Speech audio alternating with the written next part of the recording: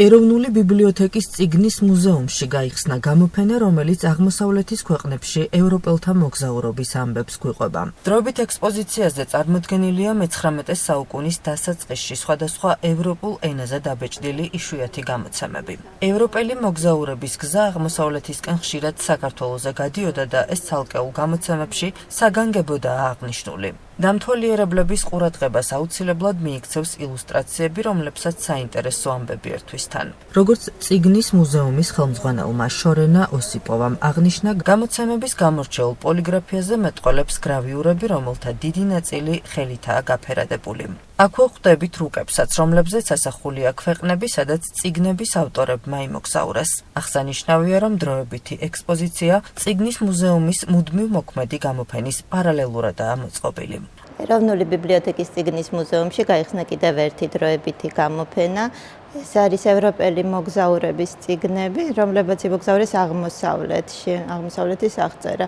ძირითადად ეს რასაკვირველი არის სპარსეთი და ახლო აღმოსავლეთი, თუმცა გვაქვს წიგნი კორეაში პირველი მოგზაურობის შესახებ. ამ წიგნებს აგროვებდა ტრადიციულად ეროვნული ბიბლიოთეკა ჯერ კიდევ 1856 წლიდან.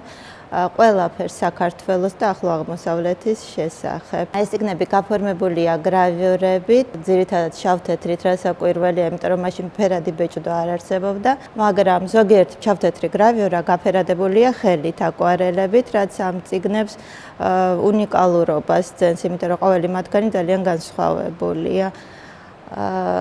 პირველ რიგში რასაკვირველი საინტერესოა შინაარსი, იმიტომ რომ ეს ადამიანები, რომლებმაც იმოგზაურეს აღმოსავლეთში, იმყოფებოდნენ იქ დიპლომატიური მისიით და აღწერენ იმ დროის აღმოსავლეთის ქვეყნებს.